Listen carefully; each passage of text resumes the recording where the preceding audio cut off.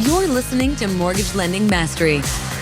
Get the knowledge you need to advance your mortgage practice quickly and efficiently from Jen Duplessis, America's Mortgage Mastery mentor with over 37 years of experience and over $1 billion in lifetime fundings. Jen has been mentoring loan officers and realtors for over 15 years and speaking on stages across the globe. So settle in and get ready as Jen and her guests share their experience, passion, and strategies to help you crack the top producer code to reach new heights in your business. And now, here's your host, Jen Duplessis, Mortgage Mastery Mentor and head chick in charge of Kinetic Spark Consulting. Welcome back to this episode of Mortgage Lending Mastery. I'm your host, Jen Duplessis. Okay, so today we're going to be talking with, I don't know why I wanted to call you doctor for a second there, Lauren. Well, actually, a lot of lawyers do call themselves doctor. They do. The JD is a doctorate, so yeah. I'll take it. Why not? That's so funny. Well, it was the whole Esquire part, right? But we're going to be speaking with Lauren Cohen today, Esquire, and she's an international legal and real estate exchange attorney. And the reason I wanted to bring you on the show, and we'll talk about you here a little bit more, and you can tell us about your background and whatnot. But the reason why I wanted to bring you on here is that we've become very global during COVID. Right? Very global, right? And there's this hankering for us to want to travel globally because we can't. Now, fortunately for me, I've always traveled globally, because I am an international speaker and I love traveling, with my husband and stuff. But, and so, we feel really trapped, but more than ever, we're like, we have to get out of the United States, which is really sad because we have so much to see here in the US, and the fact that we haven't been going to exotic places in the US is just crazy. But this begs this question, now that we are global, and now that I just feel like we've always been global, but now that we are a little more global, that this opens up more opportunities. And one of the things that I talk about in my coaching programs is the opportunity to have multiple streams of income. Mm-hmm. And I find that loan officers and real estate agents alike are very they have blinders on for what 100%. They do. I'm a residential loan officer. I'm a commercial loan officer. I'm a commercial realtor. And there's so many opportunities out there for us to create multiple streams of income that will take us from today and beyond. And quite frankly, it is the reason why I was able to retire 3 years ago from origination in lending. You're doing a great job of retiring, Jen. Yeah, well, no, it's retiring from lending. Retiring from lending, from being directly involved with mortgage lending, is because I did have and do have all these multiple streams of income that I built over a period, of 30 some years in the industry. So this is why you're here today, is I want to introduce everyone to these. Now I have a high ticket to live up to. Well, I'm sure you will, and you will live up to it. So I know what you do is you help, I'm going to read exactly what it is. I know you can say it, but you help investors develop cross-border real estate investment strategies. So you're working with international people coming here. You're working with people here going there. So tell us, correct. So what I want you to do is tell us first, you went to law school. I did. And everybody goes into law school and they go, okay, so what is my specialty going to be? So tell us how it formed from going from law school and what you thought you were going to do to where you are now. How did you get into this realm? That's a great question. So I went into law school fully intending to be an M&A attorney, mergers and acquisitions. I wanted to be on Wall Street. I wanted to be doing deals. I wanted to make deals happen, whether it be Wall Street or Bay Street, because I was in Canada. I didn't really care. I knew I wanted to be global. I knew I wanted to make an impact. And I knew I wanted to be at the deal table. Yeah. Originally, when I was 11 and decided to be a lawyer, I wanted to be a divorce lawyer. I kiboshed that. Although you'd be making a ton of money there too right now. Pardon me? You'd be making a ton of money. Oh, a lot of money, right? A lot of money. But that wasn't what drew me. I wanted to be in the deal room and making deals happen. Yeah. And then I moved to Florida from Toronto, and I wasn't able to fully use my law license. I had limitations because I wasn't licensed in Florida. They didn't recognize Canadian law degrees. I didn't want to go back to law school. So I knew I had to find some other way. So I worked in-house for many years. And then then it kind of various circumstances, I went on my honeymoon, my second honeymoon. And on the way back, my ex-husband, my then husband, was deported, expeditiously removed, and Oh, then wow. deported. Oh my gosh. And we were like, he was sent away. I was sent home, and I was like, what now? And I had nothing to do with immigration at the time. I grew up in real estate. My mom was a realtor, so I always knew there was a real estate component.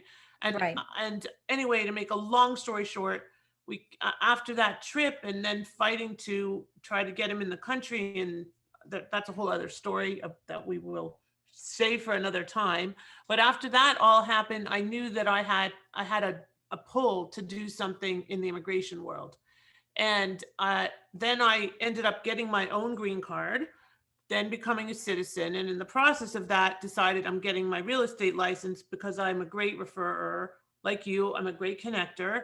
And I had grown up in the industry. So I got my real estate license, and then more actually through COVID is when it all kind of manifested, because I've always been doing real estate, helping real estate investors find their path, creating business plans, helping them get visas. And then I created a signature program called Immigrate Through Real Estate. So it really was just a matter of kind of circumstances and knowing when you're pulled in a certain direction and following that pull.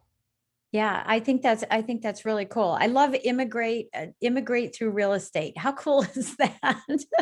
How cool is that? I love that you can, it's amazing how people can come up with some of these great phrases that I can never come up with. I could come up for other people, but never for myself, right?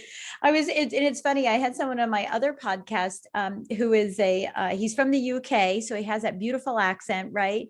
And he's this big guy. He was in the World Wrestling Federation for years. So imagine this big UK guy who starts speaking in his cute little language, right, in his accent. And he has a podcast called Wrestling with Real Estate. Oh, I love it. I love it. And I was like, well, why don't I have something so cool like you too? I swear. Right. I love that. I'd love to meet this gentleman, by the way. Oh yeah, you will. That would be awesome. You'll definitely meet him because Wrestling he's a real estate investor. He's a real estate investor as well. Surprise. Yeah, surprise, surprise, surprise. It's amazing how we hang out together. So I want to just start at the basics of this for those that are listening in, because when we hear international immigration, foreign service, all that, as loan officers and realtors who are in the residential space, we start cringing a little bit like, oh, it's going to be really tough. It's 35% down. And oh, what visa do we have? And we got to look up the guidelines. And are you a resident alien? Are you not? Or do you have a green card? What do you have? It's like, it's so frustrating. And so people tend to shy away from it. But again, we want to talk about multiple streams of income and not shying away from this. So you work with investors specifically, right? So let's talk about that. So let's say I'm somebody from Dubai. Okay. And I want to get involved and just make it Canada. Sure. Dubai's a little complex. Okay. I'm from Canada. Okay. Thank you. Okay. So now we have an investor from Canada and they want to come. And sometimes, I just think it might be an investor from another state because it's foreign to me. There's some language barriers. Right. There's some language barriers in the dialect of our United States of America. I will tell you that. So, someone comes over from, or comes down from Canada and wants to invest in the United States as a means to, dabble in the United States, permanently dabble, or maybe come over here and live. Okay. What are some of the challenges that are posed? And I'd like your opinion from the lending side as well, because you do encounter this as well. But what are some of the challenges that are first and foremost that someone needs to be looking at? And I would ask you to go back up to Canada too, if I wanted to go invest in Canada. Got it. So it's a lot different depending on if you're going from the US into another country or from another country into the US. And the response that I'm going to give is for, let's say, many countries that have access to a treaty investor visa. And that's why I said Canada. And Dubai is challenging. Canada's not. Canada's okay. Mexico's okay. UK, Australia, France, Germany. Okay. Spain, Italy, whatever. Anyway, you get the drift. So there's many countries that are pretty easy. What that means is you want to start on your path. And one of the challenges is definitely accessing financing.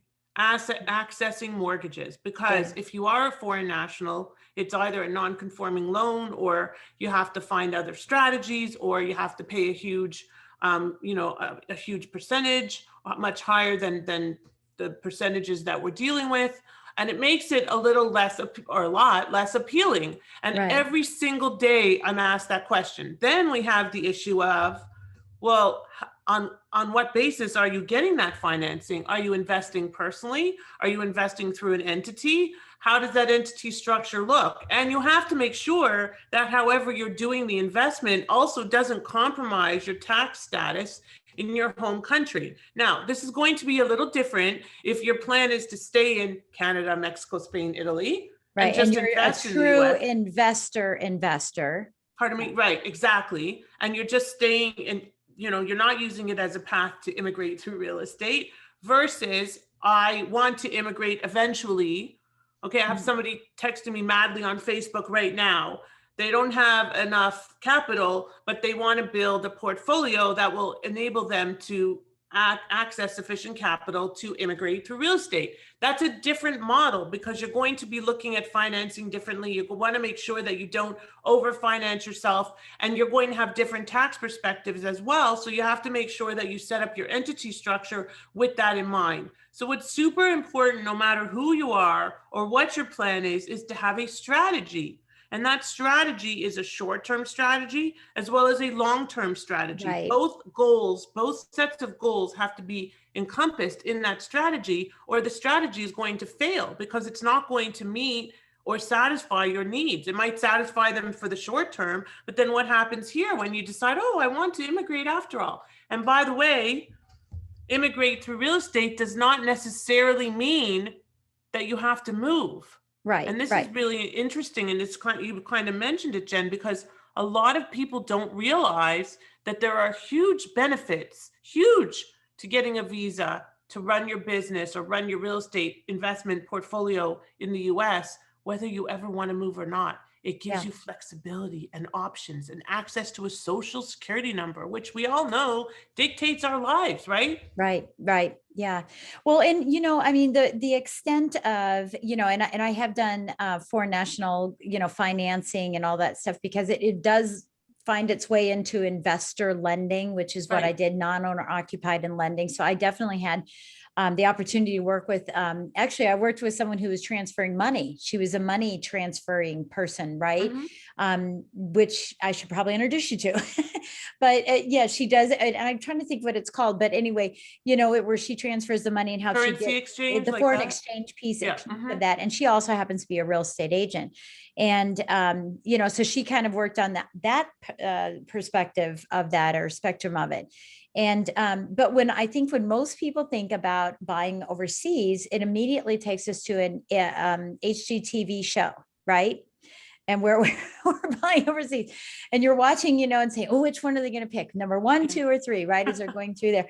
And so if I'm thinking about that, right, and I'm thinking about, oh, I want to start doing some investments overseas because I'm an Airbnb investor.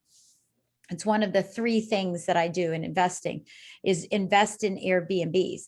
If I want to do an international Airbnb to allow me to go and stay in my own Airbnb in France, because I want to go to France, I always think I have to pay cash. I have to pay cash. Not necessarily true.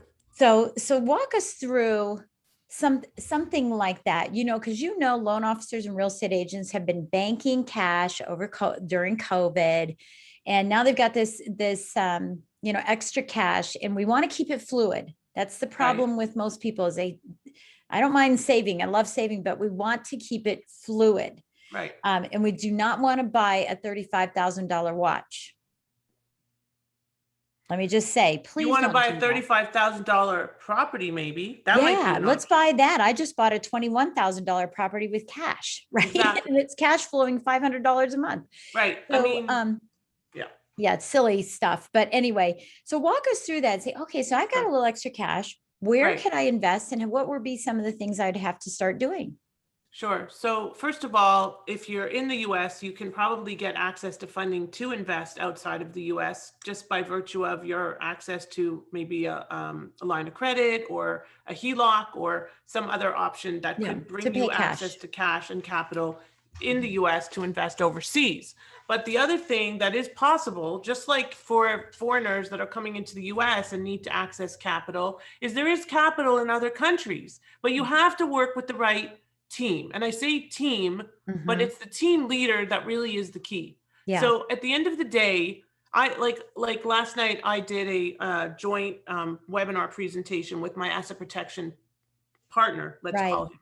And I didn't think to reach out to him ahead and say, we need to do these together, because otherwise you're going to have these cross-border people that are not going to have the cross-border guidance. And I'm going to have these people that need you. So it's kind Right. of like And you the merge tax things. piece And too. Right. And the tax Pardon piece me? too. The tax piece too. the tax piece too. Now, and I have a tax expert. Now, the key is here that I've been in this space, and I'm sure many of the listeners will have heard of EB5. And I was in the EB5 space where the foreign national invests in a US business and creates at least 10 jobs, and they could do it passively or actively, Correct. depending on Correct. whether it's through a regional center, a passive investment, a direct investment, whatever. The point is that through that involvement in the EB5 space for so many years, and being one of the foremost EB5 experts in the country, I created relationships across borders. And obviously I am from another country. So if you're investing in Canada, that's easy. If you're investing in Mexico, we have developments in Mexico, but it's all, and I'm working with somebody right now who's building a project in Honduras, somebody in Spain. I have contacts in Israel like crazy, and now in India as well. So if the point is that you want to work with somebody who has your back so that you can stay in your lane and develop your investment strategy. And this person, whoever this person may be, has those relationships. So you don't have to tax all of it. We teach people how to invest in real estate without qualifying for a mortgage. And this doesn't mean that it's huge amounts of cash outlay. We love subject twos. They're going to be, that's my favorite. That's one of my 3 ways, by the way. There you go. That's one of and my there are 3 going ways. to be a lot of subject twos once forbearance is over.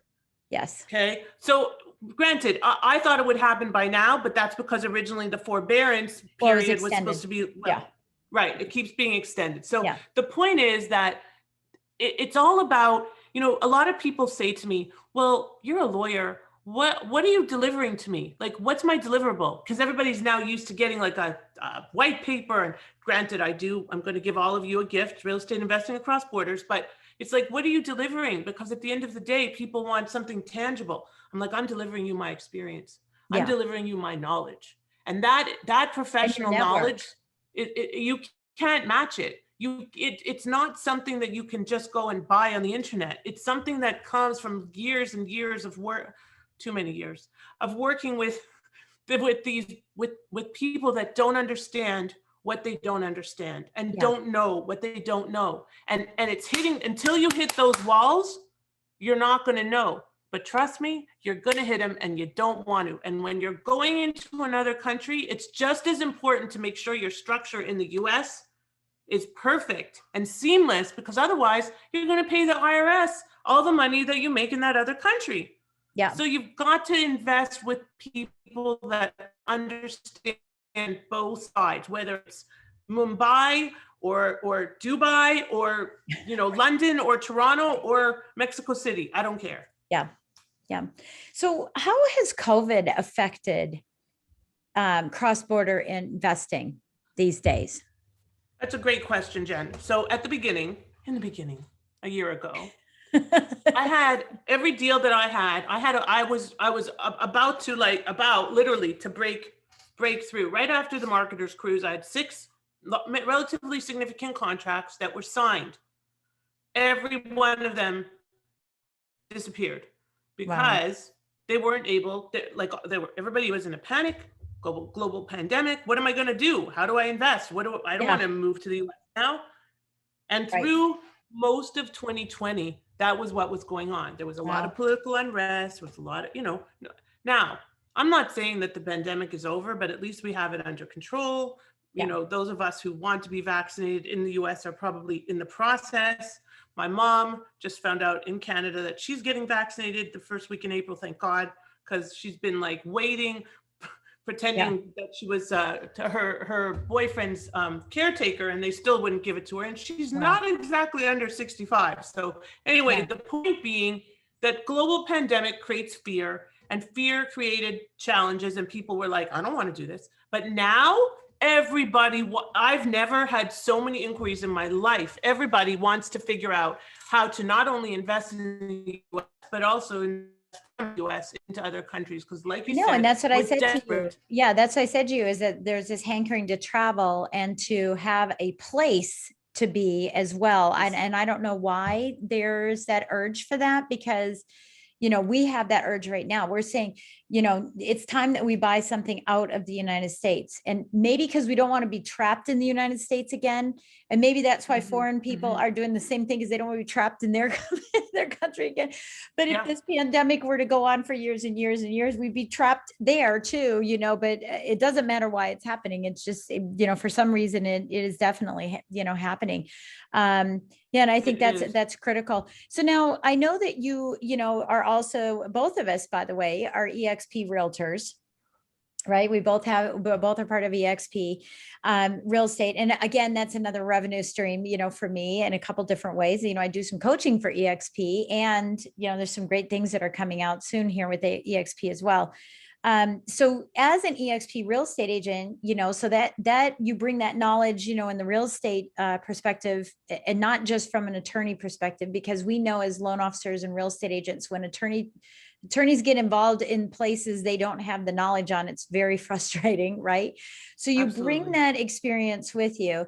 Tell us how you are interacting with residential and commercial loan officers in getting some of these things done, because ideally, and real estate agents too, ideally, as realtors, you sell real estate. You don't just sell first-time home buyers and move up buyers and that kind of thing. You work with investors, or you should be, and you should be working with foreign nationals as well. You shouldn't be, Don't be afraid.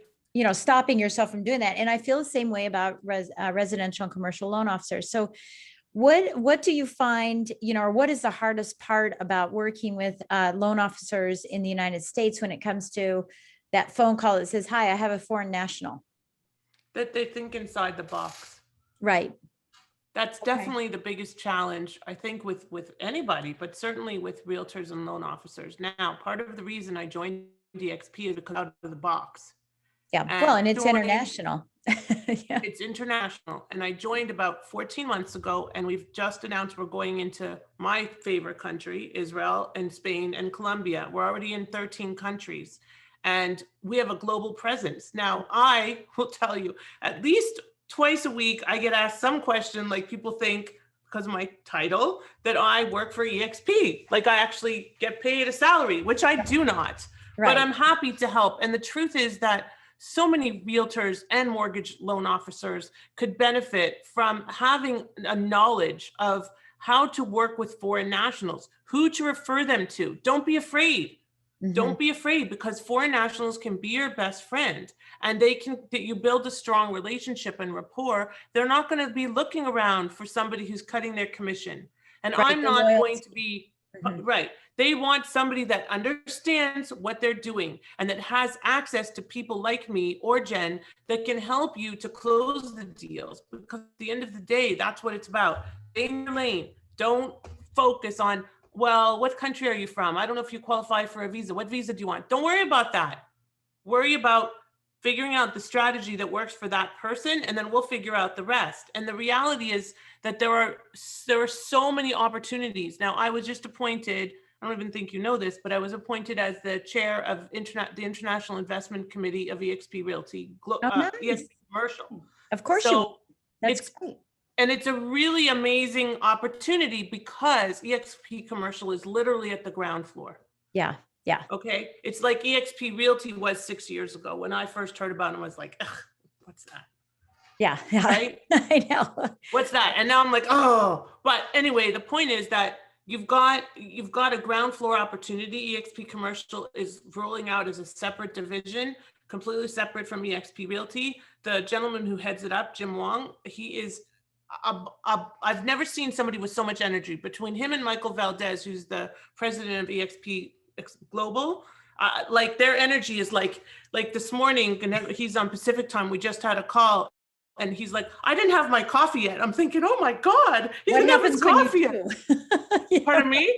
Yeah. What happens when you do? Oh my Right, gosh, exactly. I'm thinking, wow, because I thought I was high energy, but he's like a ball of fire, and you can't help but be drawn in and excited and motivated. And Right. I've had my license, Jen, for 13 years and done nothing until I joined EXP. Nothing. Yeah. Yeah. Well, and I mean, that's why we joined EXP for a different reason. Because I don't want to be a real estate agent. But me neither. But I use it for other purposes. Yeah. For other purposes. Mine's mostly recruiting. Yeah, mine's mostly recruiting because I just feel like it's a great company, and and for the ancillary income, again, I'm always looking for revenue streams. I'm up to I think 12 revenue streams now. And, we know that in life, you should have 7 to be really, really successful. And now I'm at 12. Well, and I just got it continue made to grow. And I have a new one starting that I shared with you on your podcast, That's right. The TV show. Yeah. A TV show that's coming out as well. I mean, it's just all about growth. And again, getting back to the core of what this particular episode and podcast is about is to open up doors and opportunities for people to say, hey, look, there's more ways to skin a cat than just do the same old thing that we've been doing. We are so much ingrained in a trough of what a traditional real estate agent and what a traditional loan officer do, that we're missing so many opportunities. Yeah. And this is why, years ago, I started doing more business for investor loans outside of the traditional financing, because I couldn't get it for myself. And it was out of my own need that I started exploring different opportunities. And I'm talking about the fix and flips and the subject twos and the hard money. And most everyone has access to a hard money for a fix and flip, but you need it for all different kinds of reasons. And now my new company, not new, but my expanded company now, that's all I do is investor financing across the United States. And I'm going to now be exploring if I can do this across the waters as well. And I feel like I can, because we have crowdfunding, we have private money, and I know that we're going to be able to. So I'm really excited. I can help you with that, and I know lots of people that need money. So that's really what I think it's all about: is connecting and networking. Connecting. Yep. And also exploring and being open, because if you're closed-minded and you just want to buy and sell houses, or as a lawyer, like think about how many lawyers are working. Not that I'm not working crazy hours, but they're working crazy hours, and they go to work every day and they're drained and exhausted. And lawyers have the highest suicide rate of anybody because it's a draining career. Now, I'm not saying I'm not exhausted, but I'm motivated. And I love what I do. I love the fact that I can take my legal background, my law degree, my law licenses, and have an impact on people. And I think that was what I wanted back in law school. More fulfillment, right? I mean, that's really, honestly, that's what all my coaching is about. And I've talked about it too, is that it's all about the fulfillment, the lifestyle business mastery, right? Is we want that lifestyle while we have the business, and it's all about fulfillment. And we can't get it from being in this one lane necessarily. Yeah. And I will tell you, a lot of my coaching clients are now buying investment properties. They're investing in Bitcoin with me, and I just popped a bunch of money in there last night, more money. My son gave me a call and he's like, hey, have you put any more money into Bitcoin? I'm like, I don't know, should I? And, and he does this for a living. And I said, well, should I? And he said, yeah, Mom, you should probably pop some more money in there. So I did. Because there was a big announcement. Now, the big major institutions that we all have our 401k and our mutual funds can now invest in Bitcoin. So don't you think Bitcoin's going to go up in value? Of course. So those are the types of things that we need to be looking at, to ensure that we are taking care of ourselves and our families and leaving that dynasty or legacy that you want to be doing. And it is about fulfillment. It truly is. I mean, look, the only reason I want to invest out overseas is because I want to go stay there. and in my Airbnb. Right? That's what I want to do. I don't want to have investment properties where I have apartment buildings and rentals. I don't want to do any of that. I want Airbnb. That's it. Mm-hmm. You know, it's quite simple. So, so one of the things that I just want, you know, as we kind of close this up, I want to ask you about is that I'm a believer that your future is a series of nows.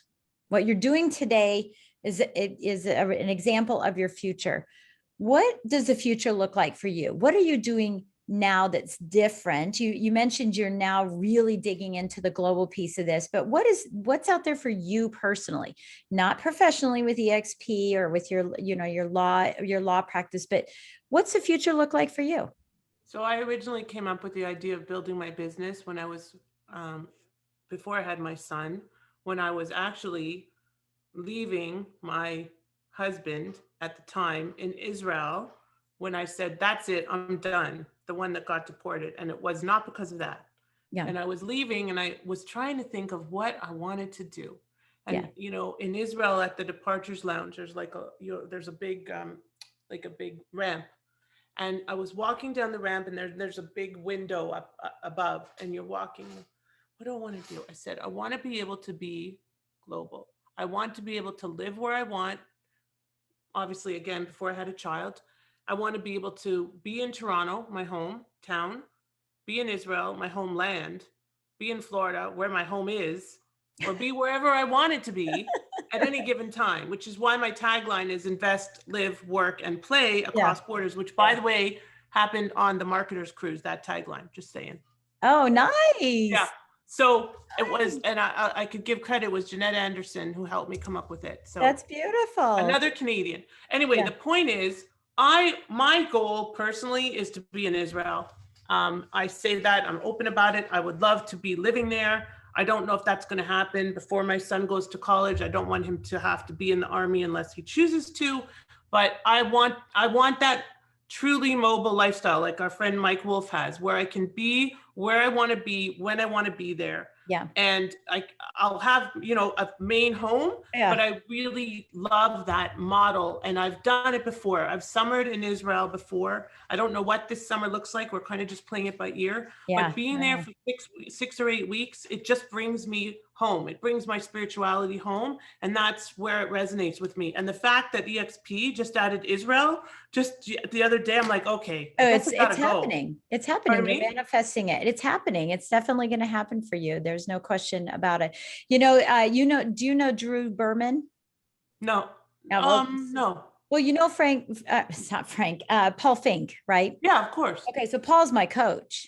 Paul's my coach and love the man. And Drew is his network marketing the division. He runs his entire network marketing division, you know, which I'm part of for several things. Again, more avenues of income, more avenues of income. And one of the things that Drew says is phone in hand, toes in sand. Phone in hand, toes in sand. Love it. That's the life. We don't want a computer what it was before. It was like a traveling computer thing, or we want a laptop lifestyle. Laptop lifestyle. I don't even want my laptop. I want my phone. That's it. Just my phone in hand, toes in sand. And, you know, that's really what we're talking about here on this particular episode, is really helping people understand that there are so many opportunities out there, and to take the blinders off, look at all the opportunities that are available to you, you know, out in the market space. So I just want to say thank you so much for joining us today. It was a pleasure getting to know you on the cruise ship, and we just keep bopping into each other every place we go. I love there's something to that. We know it. Yeah. And I love that you're in our mastermind. So we're going to be talking to each other for a whole year. And if not longer, we'll talk. And I know it will be. I think you're stuck with me. I know. I think we're both stuck with one another. It could be worse. It could be worse. No, it's awesome. Well, thank you again, Lauren, for joining us today. I really appreciate it. And for those of you that are listening, as always, I always say thank you so much for taking time out of your day to listen to us. And hopefully we've given you another little aha moment, a little golden nugget of something that you could implement if you decide that that's something that you want to do. And I appreciate you taking time out of your busy day to listen in on us. And again, I have to encourage you to please write us a review and gives 5-star rating. I love seeing those continue to come in. We've been around now 6.5 years as a podcast. And we don't want a series that came in the first year and then not have any more. So continue to do that. And we will continue to, support you and give you new ideas and bring great people on with us. And again, we will have the link to the gift that Lauren is going to be giving us in the bottom of the episode, as well as how to contact her so that she can help you pull back the curtain on this new opportunity. So We'll catch you next time on Mortgage Lending Mastery. Hi there, it's Jen Duplessis. How are you? Okay, so I know I've mentioned this several times on the podcast, but I want to make sure that we got it again. We are offering the opportunity to do live coaching with me in a panel setting as part of the podcast. So if you are interested or you have a challenge, you have a struggle that you want to grow your team, but you're just not sure how to do it, or you just have some basic questions about your business, I would love to have the opportunity to coach you as part of one of our episodes of Mortgage Lending Mastery. I'm really excited for this opportunity. Now, we already have some people that have signed up, so there's a waiting list, but get yourself on the list. Get yourself on the list to have that opportunity to be a market influencer. And listen, I've mentioned this several times before. When you're vulnerable, it's attractive. When you are willing to go out and say, hey, I have a struggle and I need some help. And the bottom line is, if you want the help, then get it. It's an offer I'm making to everybody. So, but that vulnerability isn't that you don't want your real estate agents to hear about it, or you don't want your loan officers, that, oh, I've got this myself and being strong. It's actually a defense mechanism, and it's not attractive. What makes people attractive is when they're very vulnerable, saying, I have a problem. I need help. Can you all help me? And the best part about it is when it's all said and done, you're going to get the help that you need to move your business forward. So I'm going to encourage you again to send an email to support@kineticsparkconsulting.com. And we'll have that link down here in the show notes as well. Send an email to support@kineticsparkconsulting.com, and we'll get you on that waiting list and get you into a panel of no more than 3 people. I probably won't do 2 people, but I need 3, but not 4. And we'll use that time in a podcast to answer your questions and get some on-the-spot coaching. So I look forward to having that opportunity to help you out. And if you feel it's relevant for you, then get yourself on this. We're going to be doing it all year long. So I'm really excited about this opportunity and hope that you want to take advantage of it as well. So I'll talk to you soon. Thanks for listening to Mortgage Lending Mastery. Be sure to subscribe to hear more sales tips, ideas, strategies, and tactics to help you with your personal and professional growth to multiply your results in record time. And if you like what we're doing, don't forget to give us a rating and review so we can continue to bring you the best content possible. Wanting more beyond the podcast? Join our Mortgage Lending Mastery membership community, where you will find extended interviews with our favorite guests, weekly training, tips, and insider secrets, fireside chats with Jen, free content, meet, share, and collaborate with other members, and so much more. Click the link in the show notes to learn more about this exclusive content. Mortgage Lending Mastery is an Industry Syndicate charter podcast. Industry Syndicate is the first podcast network specifically for the mortgage and real estate industries. Get the Industry Syndicate app in the App Store or Google Play today.